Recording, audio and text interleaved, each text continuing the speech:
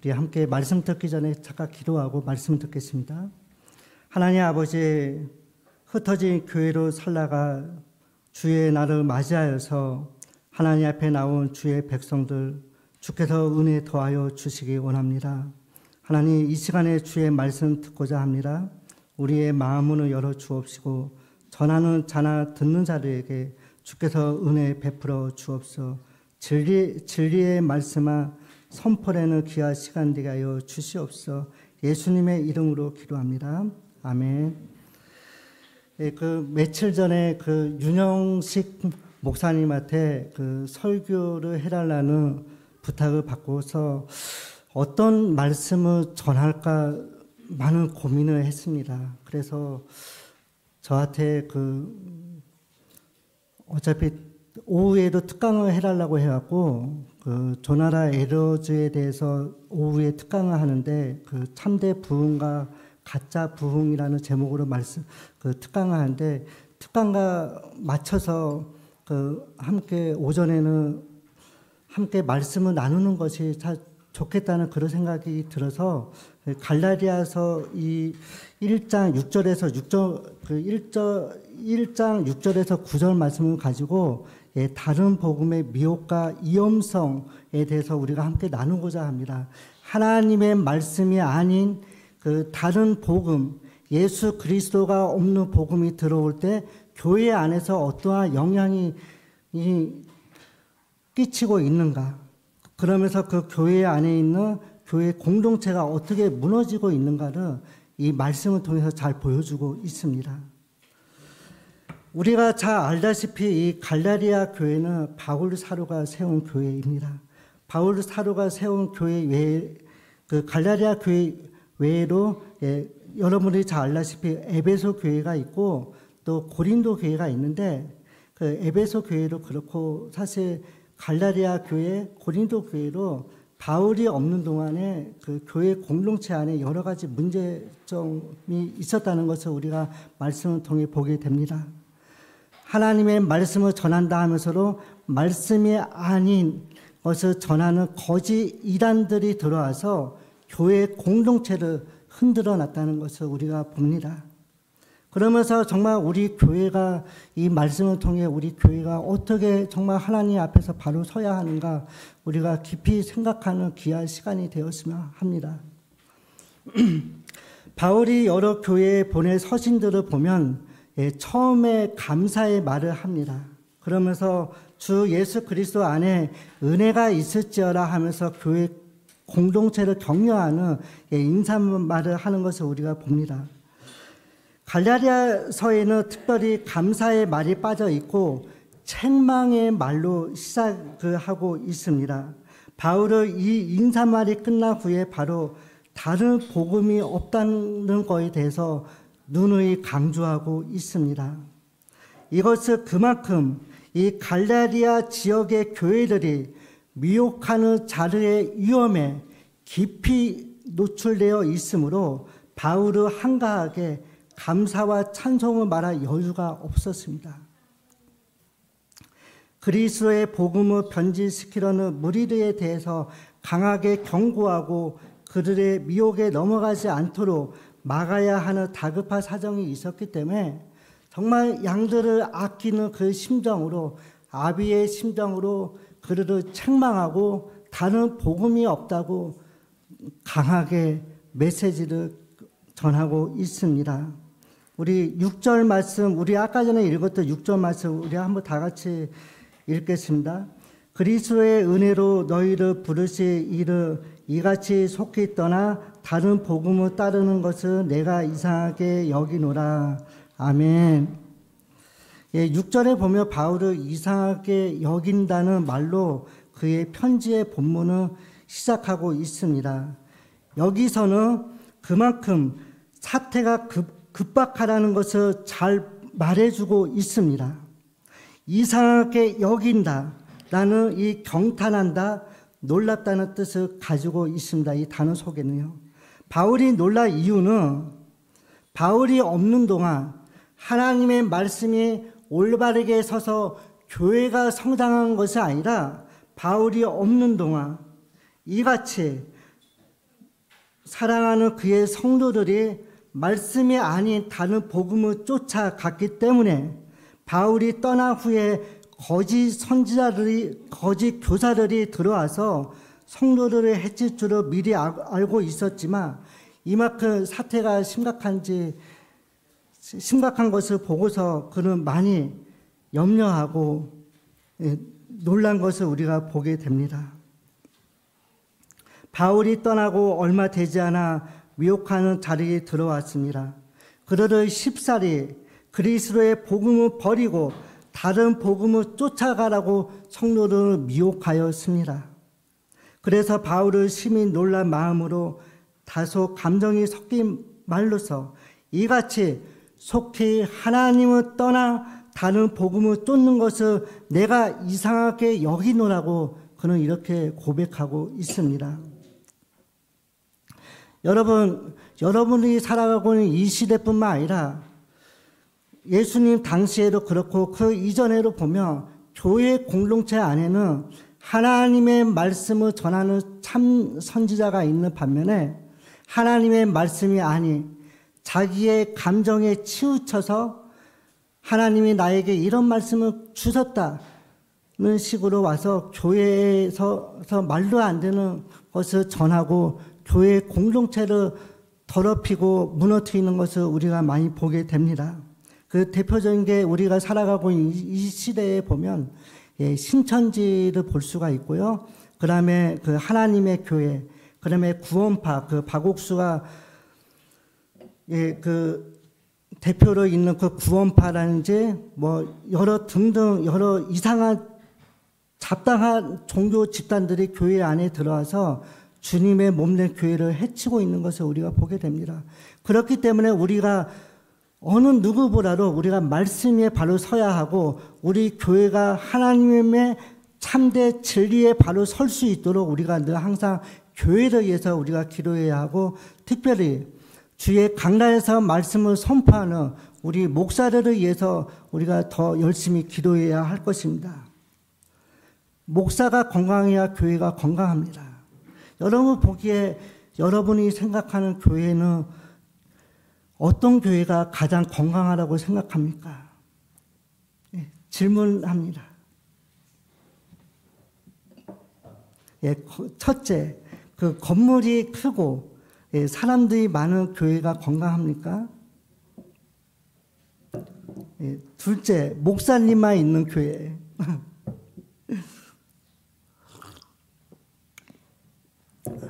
아무리 교회가 크고 그 사람들 보기에 부흥하고 해도 그 속에 참된 진리의 말씀이 없으면 그 교회는 건강한 교회가 아니라는 사실을 우리가 기억해야 합니다. 우리가 성경적으로 보면 건강한 교회는 세 가지가 올바르게 거행이 되어야 합니다. 강단에서 하나님의 말씀이 올바르게 선포가 되어야 하고 우리가 잘 알다시피 성례와 성찬식이 세례와 성찬식이 말씀에 비추어서 올바르게 거행이 되어야 하고 마지막으로 교회 공동체 안에 범죄한 자들이 있다고 하면 그를 불러다가 교회 공동체가 하나님의 말씀으로 올바르게 건증을 해야 이 세 가지가 올바르게 지켜져야 건강한 교회라고 할 수가 있습니다. 그러나 이 세 가지 중에서 하나님의 말씀이 올바르게 선포되지 않고 세례와 성찬이 말씀에 비추어서 거행되지 않고 또 잘못한 자가 있는데 하나님의 말씀으로 권면하고 건증하지 않을 때 그 교회는 건강한 교회가 아니라는 사실을 우리가 기억해야 할 것입니다. 요즘 안타깝게도 교회 안에서는 언제부터인지 건증이 없어지고 세례와 성찬은 올바르게 거행하지 않는 것을 우리가 보게 됩니다. 참 안타깝게도 말씀을 전하시는 목사님들이 강단에서 말씀을 전하고 있지만 그 속에는 예수 그리스도의 구속 사역과 십자가와 복음이 없다는 사실입니다. 그것을 통틀어서 말하면 그것은 예수 그리스도가 없는 복음은 다른 복음이라는 사실입니다. 요즘에는 인간 중심으로 변질된 미혹적인 다른 복음이 판치는 것을 볼 수가 있습니다. 그러나 안타깝게로 우리 성도들도 그것을 모르고 그 내용을 더 좋아하고 그 소문을 따라 몰려들고 있습니다. 어느 교회 갔더니 어느 목사님이 말씀을 너무 잘 전하시네. 우리가 교회 왔는데 너무 반갑게 맞이해 주시네. 그 교회를 가야겠다 하면서 많이 가고 있는 것을 우리가 보게 됩니다.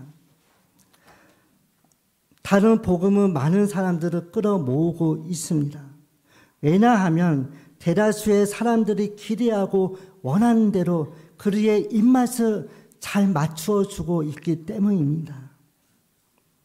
다른 복음은 언약된 구원에 이르지 못하도록 왜곡하고 미혹하면서 잘못된 가르침임에도 불구하고 사람들은 그것을 잘 분별하지 못하다 보니까 좋아하고 잘 영접하고 따르고 있습니다.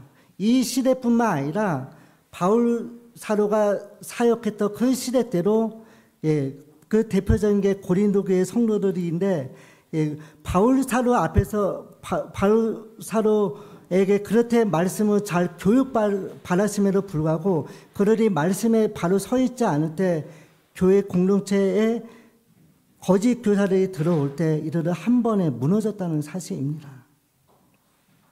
고린도 후서 11장 4절에 보면 바울 사도는 이렇게 말하고 있습니다. 만일 누가 가서 우리의 전파하지 아니한 다른 예수를 전파하거나 혹 너희의 받지 아니한 다른 영을 받게 하거나 혹 너희의 받지 아니한 다른 복음을 받게 할 때는 너희가 잘 용납하는구나 하면서 책망하고 있다는 사실입니다. 이는 당시 고린도 교회가 교회에 들어와 다른 복음을 가르치는 거짓된 자료를 잘 따르는 것을 책망하는 말씀이라는 사실입니다. 그래서 갈라디아 교회로 진리에서 떠나 다른 복음을 쉽게 받아들이고 쫓았다고 그는 이렇게 말하고 있습니다. 현대 교회에는 변질된 그리스도의 말씀이 아닌 다른 복음이 인기를 끌며 넘쳐나고 있습니다. 그 교회의 특징을 보면 수많은 사람들이 몰려 들어가고 있습니다. 제가 20대 중반에 그 강남에 그 큰미령 교회라는 교회가 있었습니다. 거기 그 목사 이름이 변승우라는 목사인데 이 사람이 원래는 성결교 목사였다가 말씀을 잘못 증거하고 하나님의 말씀이 아닌 다른 것을 증거해갖고 이단으로 정죄가 된 교회임에도 불구하고 그 속에 어떤 사람들이 갔냐면 20대, 30대들이 몰려가는 것을 제가 봤습니다.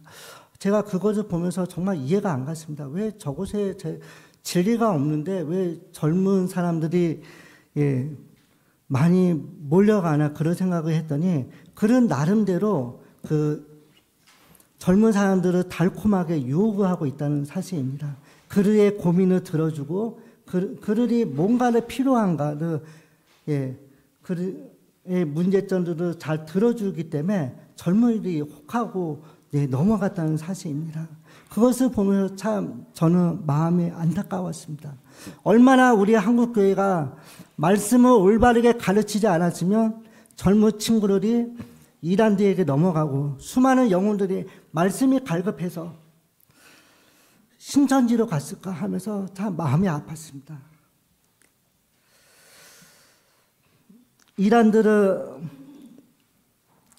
이단들이 정말 그들의 고민을 들어주고 그 젊은이들을 데리고 가는데 우리 한국교회는 뭐 했을까 하면서 정말 우리 한국교회가 하나님 앞에서 정말 철저하게 회개하고 교회가 많이 바뀌어야겠다는 그런 생각을 많이 해봤습니다.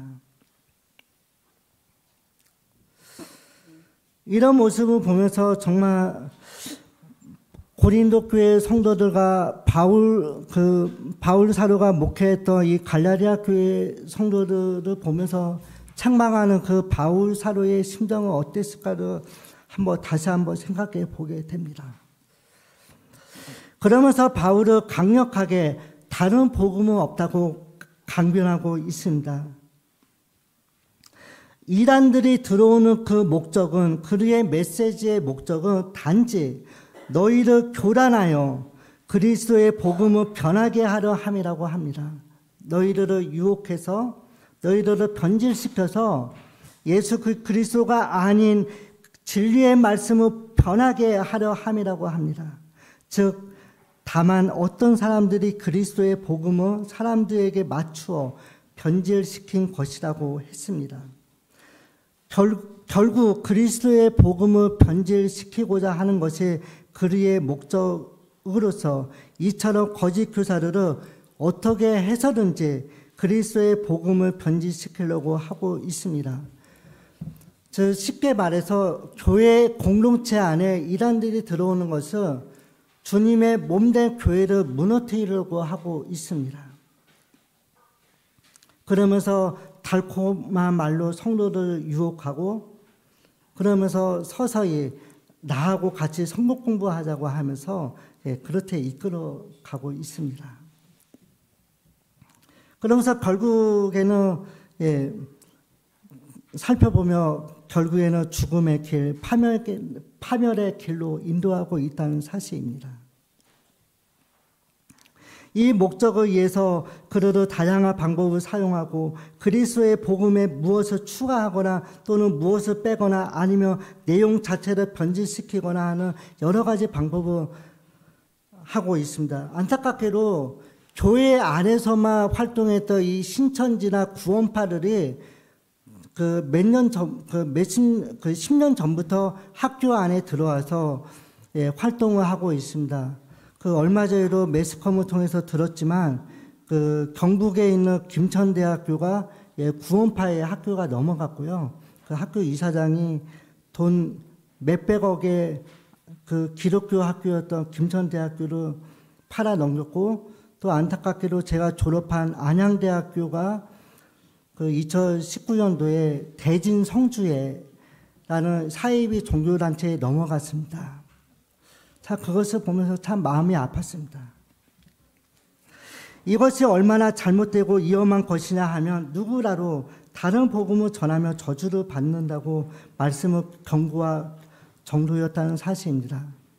다른 복음을 전하며 저주가 있을지어라 하면서 또 다른 복음을 전하면 저주가 있을지어라, 혹 그가 하늘에서 내려온 천사라도 하나님의 말씀이 아닌 다른 복음을 전하면 저주가 있을지어라고 강력하게 메시지를 전하고 있습니다.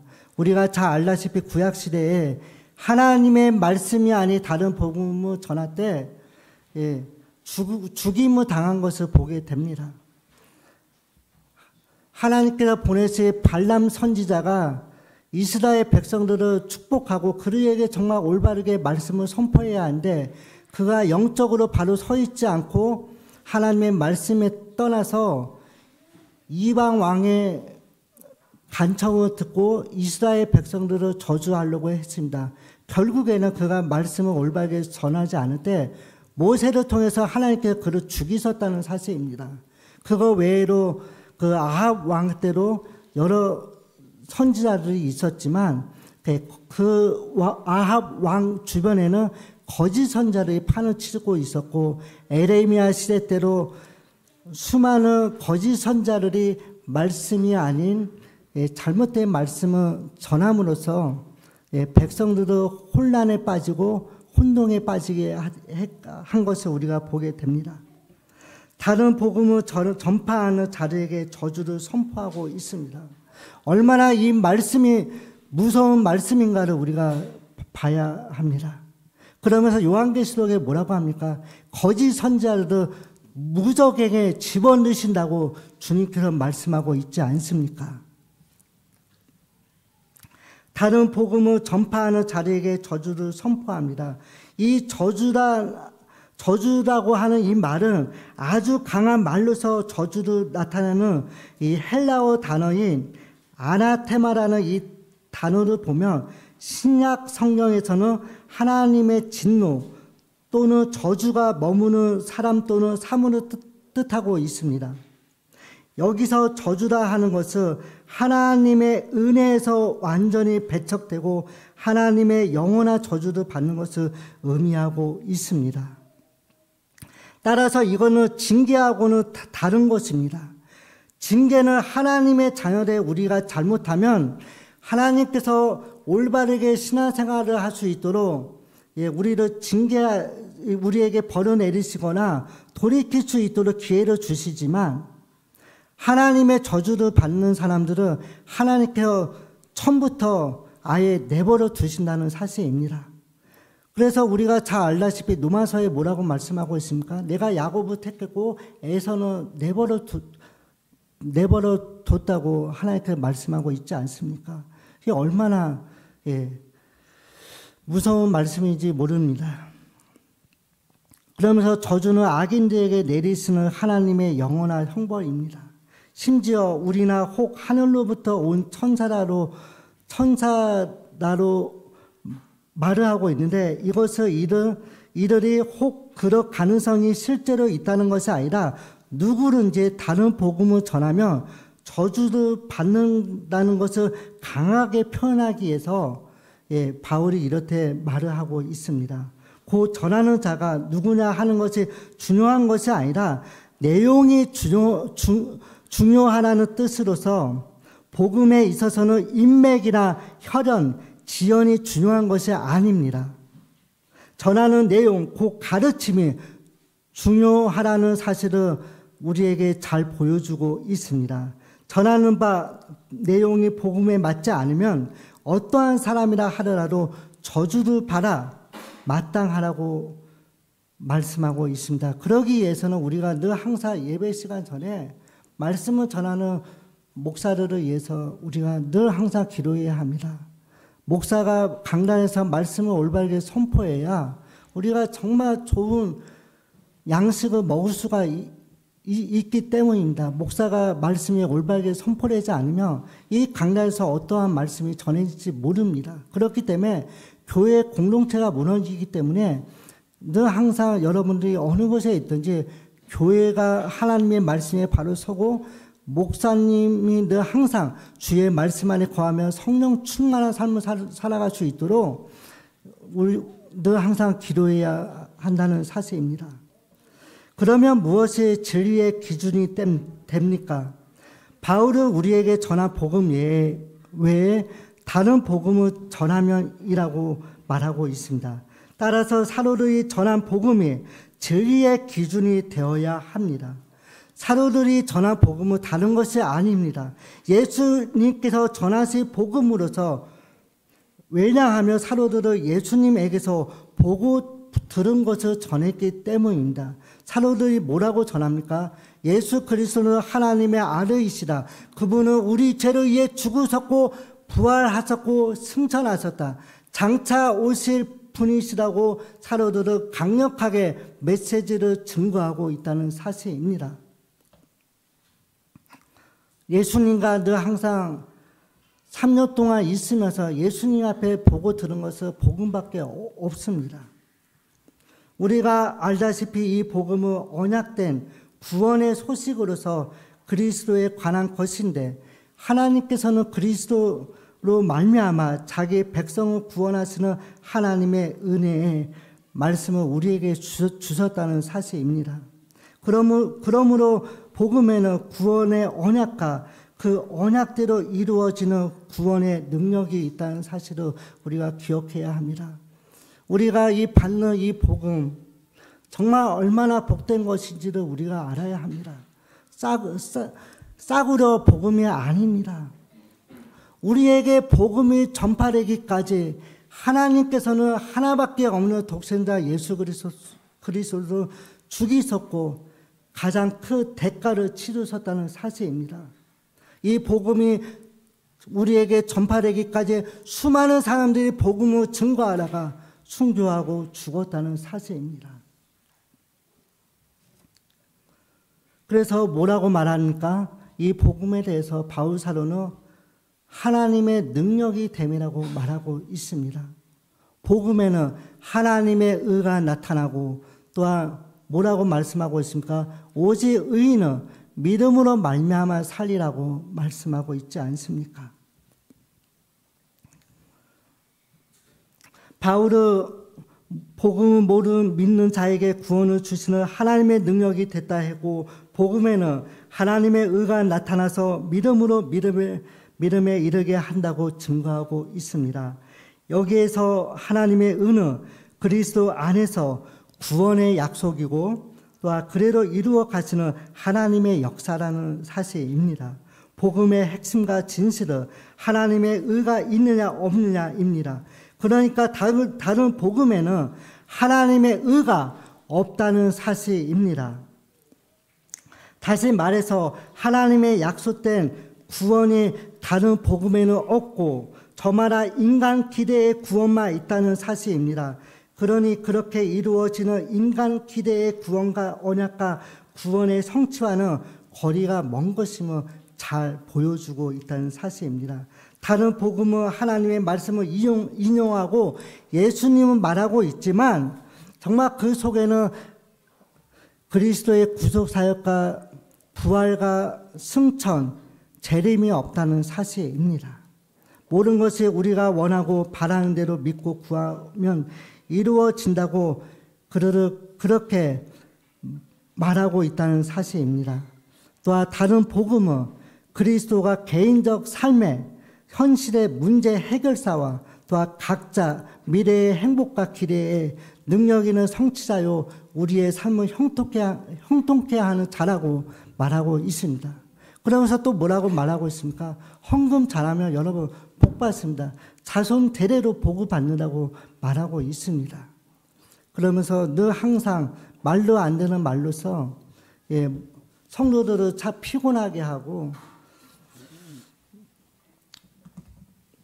말씀으로 올바르게 양육해야 하는데 그러지 못한 교회들을 보면서 참 마음이 안타까움을 금치 못합니다. 정말 이 교회 안에 어떤 지체들이 오냐면 정말 제가 교역자로 제가 15년 목회하고 제가 거의 2년 동안 제가 교회를 개척해서 제가 섬기다 보니까 정말 제가 만난 사람들을 정말 말씀에 갈급해서 오신 분들을 많이 만났습니다. 교회 안에서도 만났고 교회 밖에서도 제가 찾아가서 상담하고 정말 성경 공부하면서 그분들의 말씀을 듣다 보니까 이분들이 바라는 것은 한 가지였습니다. 목사님, 말씀을 올바르게 가르쳐 주십시오. 다른 거 기대 안 합니다. 성도들은. 정말 교회에 와서 정말 지치고 상한 심령으로 교회에 와서 말씀을 통해 위로받고 말씀 위에 바로 서기를 원하고 있다는 사실입니다.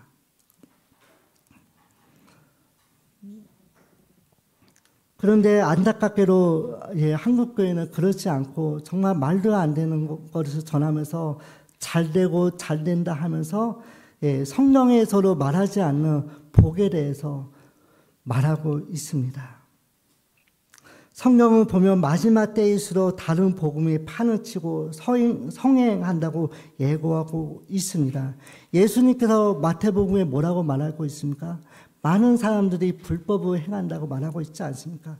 진리에서 돌이켜서 복음이 아닌 다른 복음을 쫓아가고 구원의 문을 향해서 우리가 정말 진리를 향해서 정말 수고하고 정말 처절하게 자기를 부인하고 자기 십자가를 지고 주님을 쫓아가야 하는데 사람들이 그렇지 않다고 예수님께서 말씀해 주고 있습니다.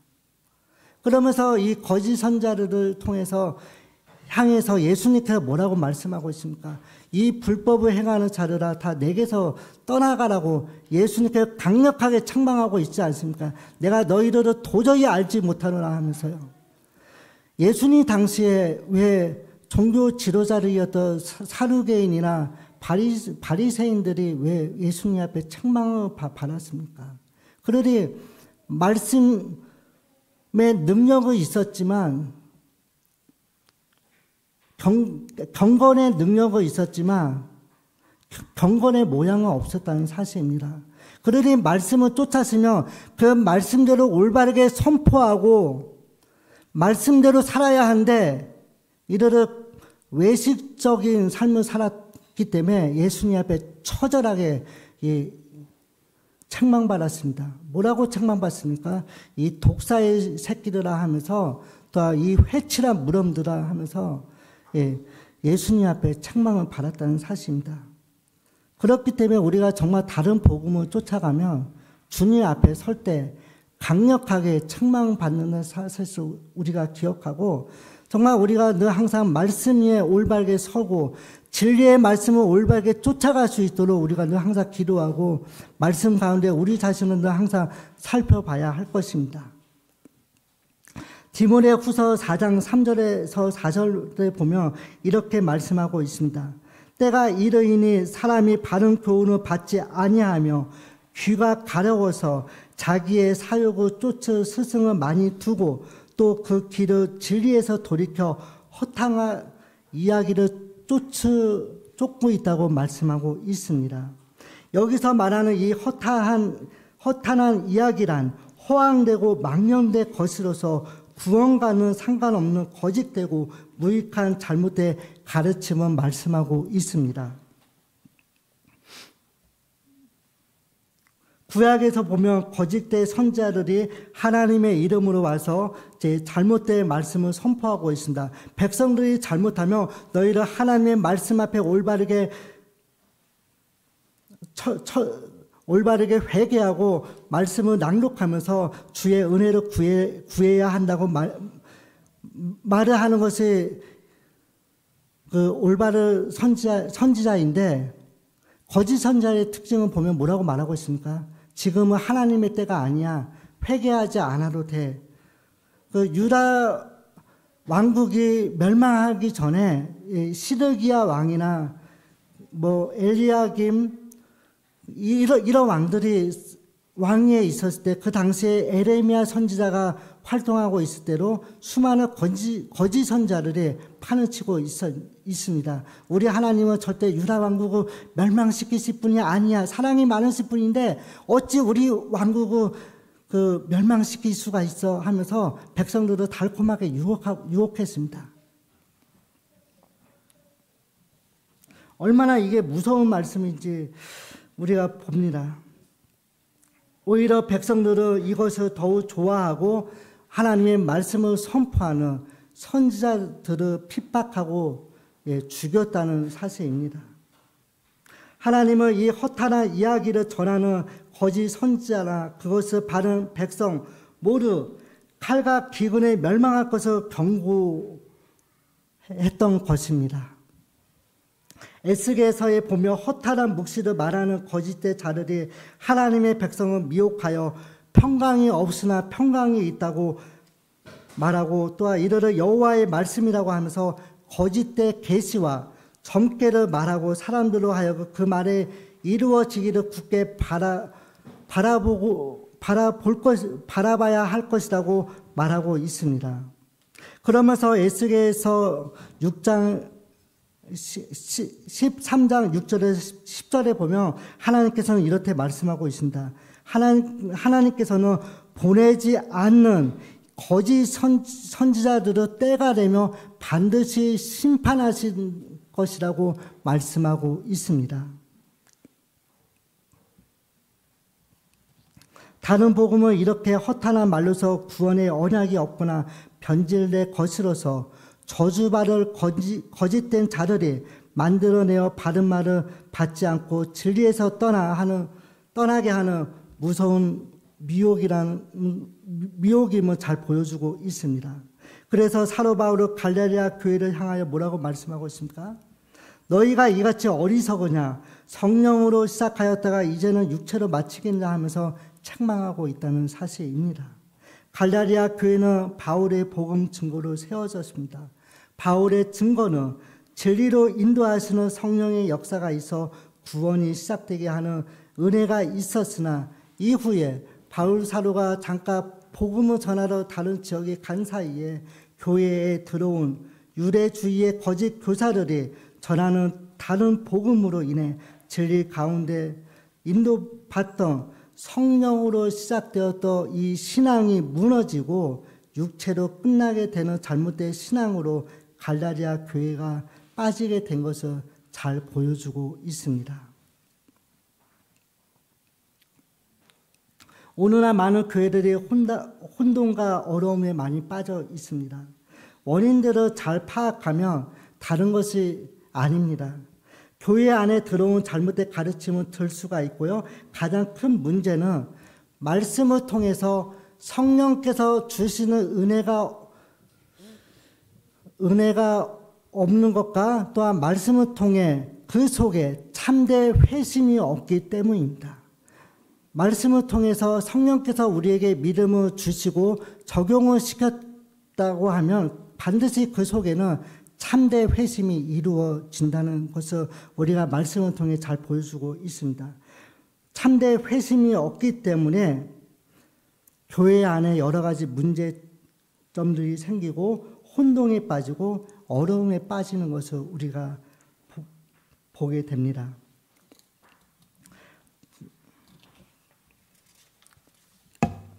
이제 말씀은 마치도록 하겠습니다.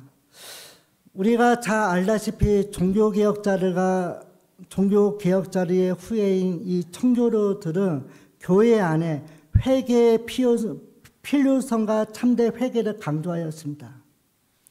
그러면서 목사들이 어떤 역할을 했냐면 성도들이 한 주간 하나님의 말씀을 잘 듣고 그 말씀대로 살아가고 있는가 그것을 잘 점검하고 신방하면서 함께 교제를 했습니다.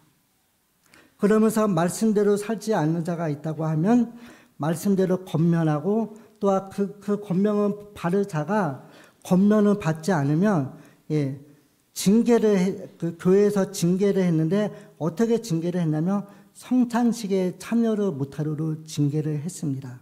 또한 그가 그러고도 정신을 차리지 못하면 건징을 해서 교회 공동체에서 쫓아냈다는 사실입니다.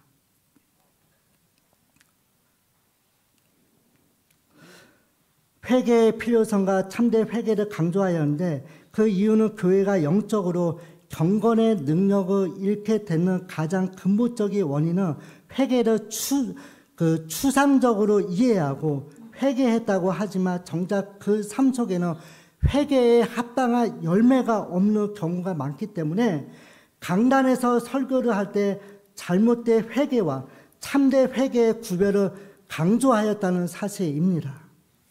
우리가 단지 찬양을 해서 감정의 고치가 되어서 눈물을 흘리고 기도를 할 수가 있습니다.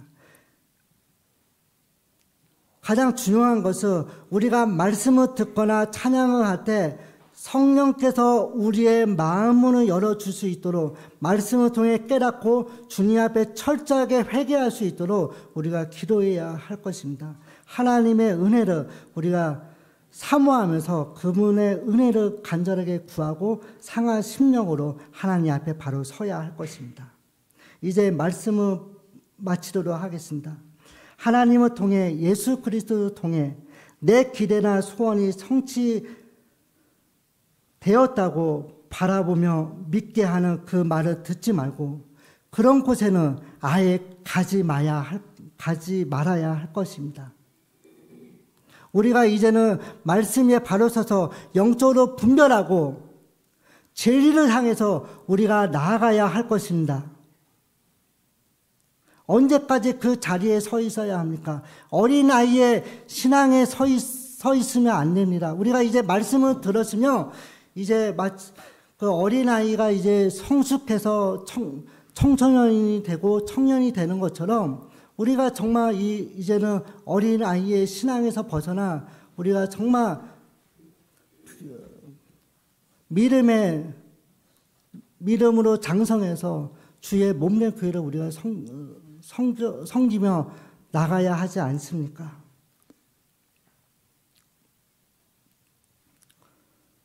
오늘날 외형상으로 커지는 교회는 많지만 거룩한 교회는 모습이 없는 요인은 바로 진리의 복음이 없고 다른 복음과 판을 치고 있기 때문입니다. 우리를 구원에 이르도록 이끌어주는 순전한 말씀을 사모하고 온전히 말씀에 순종하며 우리가 살아가야 할 것입니다. 갈라디아서를 통해서 바울이 전하는 바른 복음이 무엇인가를 우리가 바르게 살펴보고, 우리가 오후에로 이제 참된 부흥과 그 거짓 부흥에 대해서 살펴보지만, 하나님의 말씀이 들어간 교회와 그렇지 않은 교회를 우리가 역사적으로 살펴볼 것입니다. 그러면서 정말 거짓된 교회와 참된 교회, 우리가 바르게 아시고, 그 은혜의 복음이 오늘 저와 여러분께 교훈하는 것이 무엇인지를 살펴보고, 우리가 말씀을 향해 늘 항상 진리를 향해서 우리가 나아가시기 바랍니다. 오늘 이 말씀을 통해 주께서 주시는 은혜와 기쁨이 가득하시길 주의 이름으로 간절히 소망합니다. 기도하겠습니다.